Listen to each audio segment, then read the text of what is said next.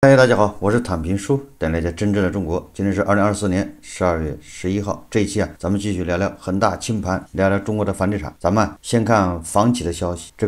有一家 A 股上市公司叫荣盛发展，官宣暴雷12月10日，荣盛房地产发展有限公司发布公告称，公司发行的2020年第3期中期票据未能如期兑付本息，共计16.78亿元，该笔债务原定于12月10日到期，但公司未能按期足额偿还。这票据这不是美元债票据没有办法兑付，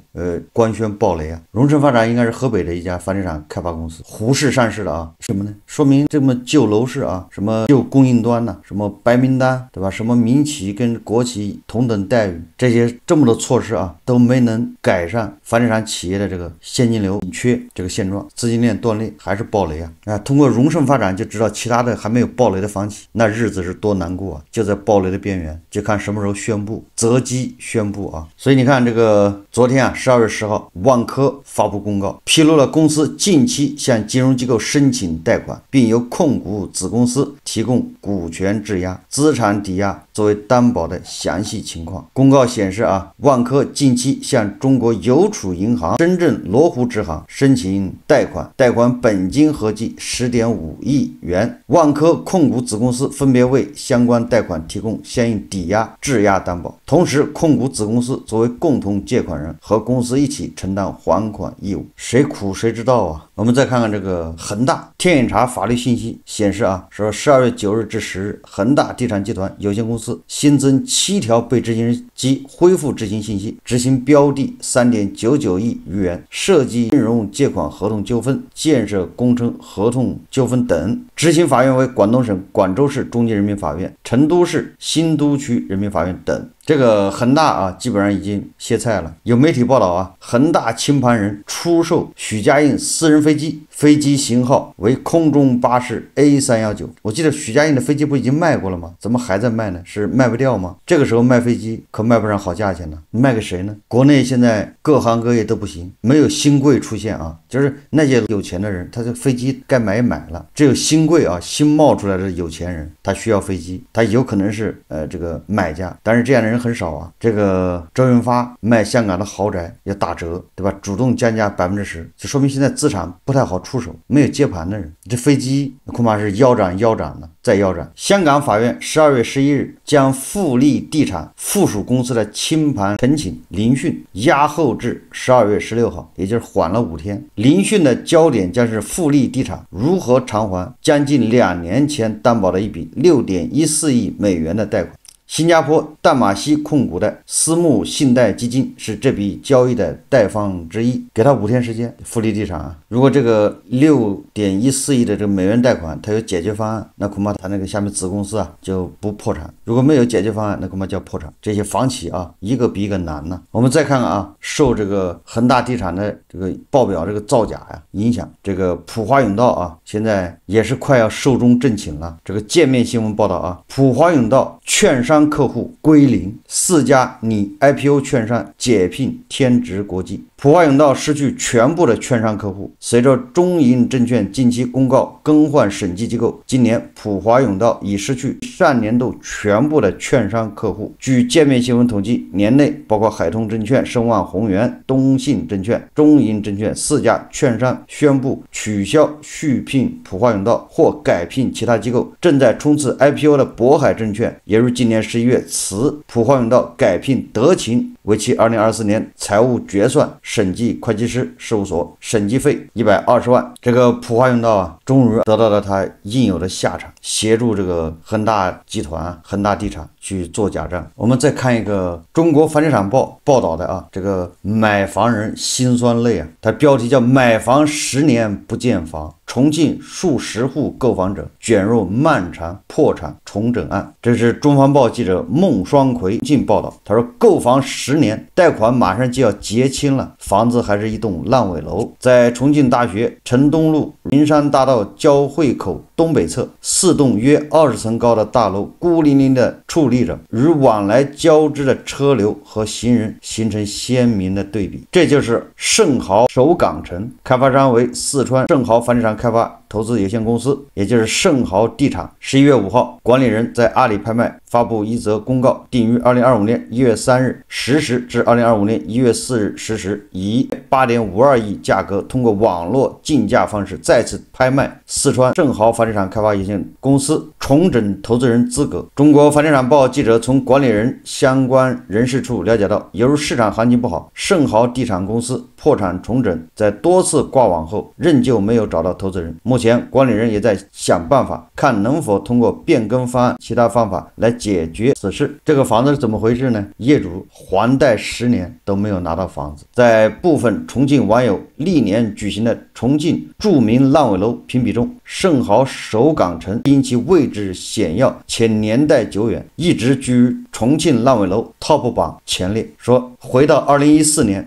这一年啊，盛豪首港城地区开盘，张明等48户购房者购买了这里的房子。最先开盘的就是这栋。说张明指着最靠近内侧的那栋楼说啊，当时他在重庆打工，在老家四川达州读书的孩子小学毕业，为了能到重庆读初中，甚至以后能在附近大学城读大学，2014年11月下决心买了盛豪首港城的房子。可如今在成都读大学的孩子即将毕业，房子还看不到模样。今年11月29号，张明已经收到中国工商银行沙坪坝支行开具的个人贷款结清证明，他成为48户购房户里率先结清贷款的人。这个张明真可以啊，银行贷款都还完了，这房子还在烂尾，这叫惨吧。他说这48户中为2014年下半年至2015年初买房，其中大约80%选择了10年期按揭贷款。但虽然这么多年开发商未按期交房，事实上已经违约，但购房户们基本都在按时还款。在张明率先结清贷款后，近期将有更多人陆续结清贷款。盛豪首港城房子也是其中大部分人至今为止在重庆所购买的唯一住房。鉴于有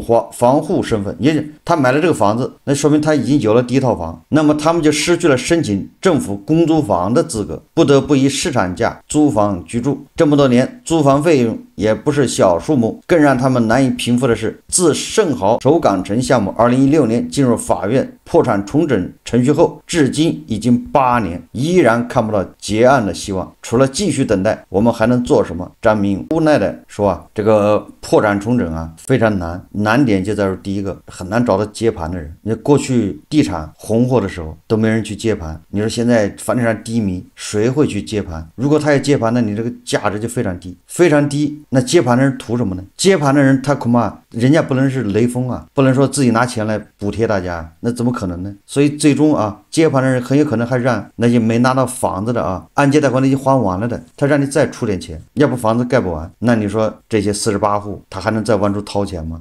破产重整中有这样的案例啊，就是你这48户每户每平米还要再加多少钱，否则这房子盖不起来，那就没人接盘，这房子就放这儿，再烂5年，再烂10年，你人生有多少个10年？10年已经完了，给你再来10年。破产重整那叫法治化、市场化，所以作为中国的这个业主啊也不容易。大家可以看视频啊。这天底下最无耻的事情就是房子烂尾以后，卖地的没责任，建房的还没责任，这个卖房子的也没责任，帮你贷款的没责任，就连他妈监督这事儿他也没责任。每一个赚到钱的都没有责任，他唯独他妈的掏钱买房的人却要承担所有的责任，还踏踏实实在还这个尾款。这社会的本质往往是人吃人，所以公平2字是说给弱者听的，是讲给你听的。不信你看利的这2个字多现实，一个带着什么刀子，一个沾着什么血字。所以无论什么关系，只要人品不过关，留在身边永远是祸端。最后房子盖好了，交给张明这48户，你说这10年多焦虑啊，多操心啊，损失就不说了，多么煎熬。但是你这房子70%的钱是进了政府口袋，政府理应保交楼，然后政府再去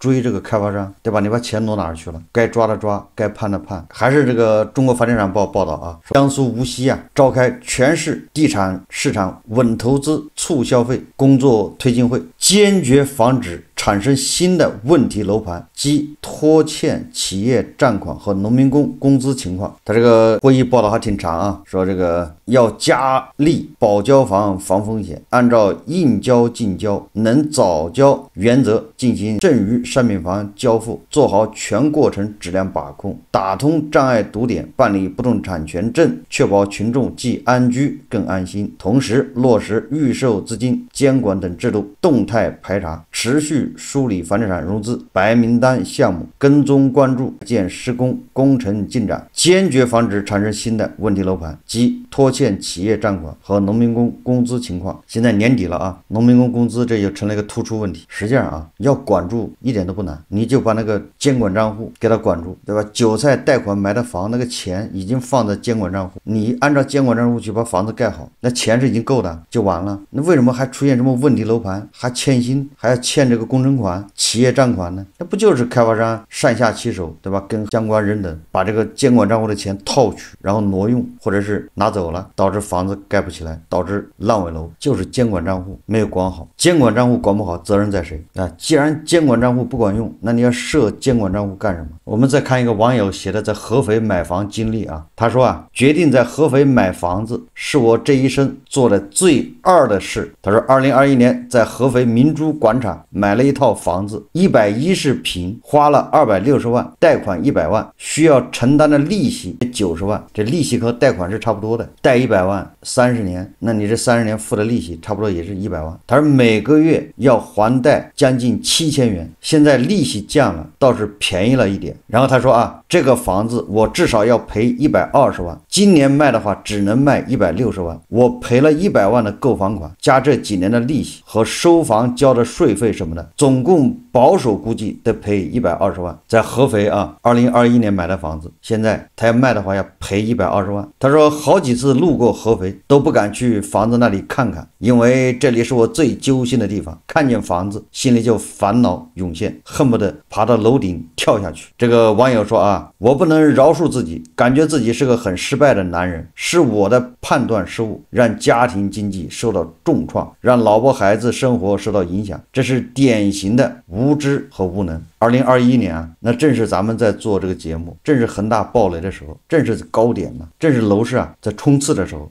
他上车了。按照他的说法，这个房子是投资用的，也不是住在那儿，赔120万，要赚120万现金得多难，但是赔120万很容易，一个错误的决定。炒房还是要慎重啊，每个月7000块你得交，这是多么沉重的一笔负担。一旦失业，你这7000块从哪儿交？一旦失业，你要交不上这个按揭贷款，那就要断供，断供房子被银行收走拍卖，完了之后你前面交的钱白交了，你还欠银行钱，银行可以处置你他的房产，如果你还不上这窟窿啊，银行可以把你的别的房子拍卖。所以说啊，这一个错误决定会把一个家庭啊，本来是一个小康之家，最后整破产。我们再看看这个北京的楼市啊，就是北京商报报道的，说北京部分热销房源提价1000元，多家售楼处表示没有额外优惠活动。专家称房价触底反弹信号愈发明显。近日，北京商报记者走访发现，大部分在京项目则延续11月的优惠幅度，冲刺年底业绩。记者走访北京多家售楼处，获得反馈说，都是目前没有额外的优惠活动，只有个别项目给出了5天内交齐首付可享房价95折优惠。折扣方面相对淡定的同时，有些楼盘的热销户型甚至在上月价格基础上每平米上涨了1000元。这个段子似曾相识啊！国庆节期间不是成都、杭州、广州很多楼盘都逆势涨价吗？还有这个河北燕郊啊，5、6家房地产公司，对吧？抱团集体出公告啊，维护这个房地产的价格，绝不降价。这个就是典型的这个叫走夜路吹口哨，自己给自己壮胆。说这也意味着房价触底反弹的预期与信号愈发明显。中国城市房地产研究院院长谢毅峰表示，部分楼盘涨价的行为也预示着房企对未来房地产市场仍充满信心。目前看来，房价距离底部已越来越近。他认为政策对房价的影响通过成交量传导至房价趋势正变得越来越显著。就这些人不知道是这个脑子是怎么想。这个北京上海啊，如果在未来2个月3个月不出台措施的话，那房价肯定是要跌啊。为什么呢？因为该买房的买完了，后面没人买了，该上车的早就上去了，对吧？未来3个月如果不出台什么限购，什么这个放宽松啊，解除限购，甚至或者是现在不是2年的社保吗？恐怕改成1年的社保，甚至不要社保了，5环以外解除限购。总之啊，3个月以内如果不采取这些措施的话，那无论是成交量还是房价恐怕都要下滑。也就是啊，只要你还有限购，你还限制别人去买，那你这个很难说楼市就稳住了，就没有增量的资金进来。解除限购之后呢，什么情况那就另当别论。有些开发商是故意制造焦虑啊，要逆风飞扬。最后我们再看一看这个澎湃新闻呢，他刊登一篇报道说，农村宅基地闲置一村控制率43.8%。调研报告反映，农村宅基地的闲置，一村696间房，控制率43.8%。12月10日，福建省党建综合性刊物叫《福建支部生活》在其微信公众号发布了一篇选调生国情调研报告，谈及农田细碎化和农村宅基地闲置问题。根据这边这个调研报告啊，农村宅基地44%是闲置的，这个以我们老家呢为例啊，44%差不多，甚至都不止。这就是我说的，很多农村啊，由于这么多年这个人口这么进城，甚至有的去国外了啊，全家都去国外了，有的进城，一进城啊，户口就搬到城里，迁到城里，然后那个老宅基地上恐怕只有父母的户口在，但是父母去世以后啊，那宅基地上就没有户口了，那个宅基地就空了。空到什么程度呢？如果有房子啊，那房子还可以，有的人盖的是楼房，那还行，就放在那儿也没人维护，因为他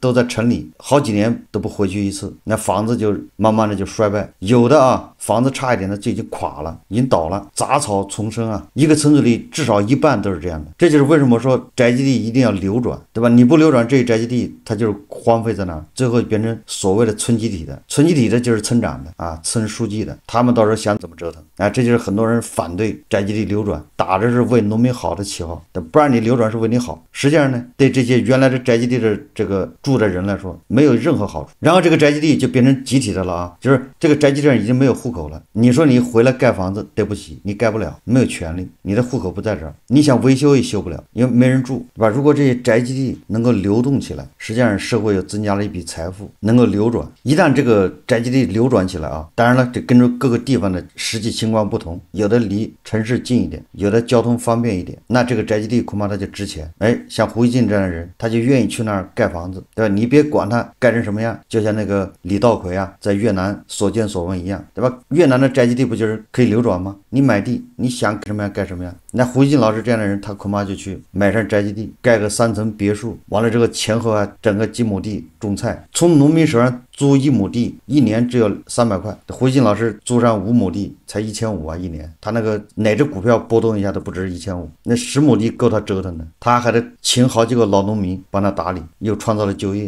一个月1000块，他请人给他种地，那农民很高兴的，很开心的。这是在农村时候高薪工作，把这个宅基地啊把它释放出来，吸引那些城里面退休的老头那些老太太到农村去建设，他们喜欢呢。那个温铁军不就是喜欢吗？他可以带着他们一家到那个农村去盖房子租地盘活农村，这是个办法。你看这样既把城里面的资源让出来了，别这些老太太天天早上去跟年轻人去抢这个地铁抢公交车，城里面的房子空出来，房租也能降下来，那年轻人进城房子便宜点，对吧？这个是正好叫错峰啊，叫双向奔赴，多好啊。但是就有人啊就极力反对这个宅基地流转，实际上反对宅基地流转就是便于他上下其手，以权谋私，就把地集中到他手上，谁掌了权谁地就是谁的，对吧？当然这一切都是打着为你好的旗号啊。所以为什么你看这个政府早就说了要研究，对吧？试点宅基地流转，但是下面阻力大的原因呢，又是这不行又是那不行，对吧？也只能同村之间流转。你要同村之间流转，那胡锡进老师怎么可能买得到宅基地呢？如果胡锡进老师能买宅基地，他不可能跑到大厂买那个孔雀学城的房子，买了他也不住，都是浪费。所以你看啊，人家这个调研报告很清楚啊，农村的宅基地空置率是44%，这个差不多50%左右吧。有的地方恐怕你比如说浙江、广东，对吧？挨着城市近的地方，恐怕空置率低。你像安徽，你像更多的这个经济不太发达的地方，恐怕空置率更高，因为都进城打工去了，有很多人跑走了。我们老家啊，有很多宅基地，你都已经不认识了，你就不知道那是宅基地，因为房子早塌了都没有了，上面长满了树。很久以前那是房子宅基地，因为年久失修啊，人早就跑了，都已经看不出是宅基地了。那对这一家人来说是不公平的。如果当年流转，他还能拿笔钱进城安家，结果他现在一毛钱拿不着。哎，这就是为你好。有很多人说啊，哎，我以后在城里混不下去了，我回农村。按照现在的这个制度啊，土地不能流转，你回农村前提是你的户口得在这儿，你的户口如果不在这个农村，不在你的宅基地上，你是回不去的。你跟胡一静老师是一样的，你能回去的前提是户口在那个宅基地上，要么就是那宅基地能流转，对吧？从你爸手上能流转到你手上，对，所以这个就叫改革。好，这期节目啊，我们就聊到这里，感谢大家收看。如果喜欢我的节目，欢迎订阅转发，也可以在下方留言评论，谢谢大家。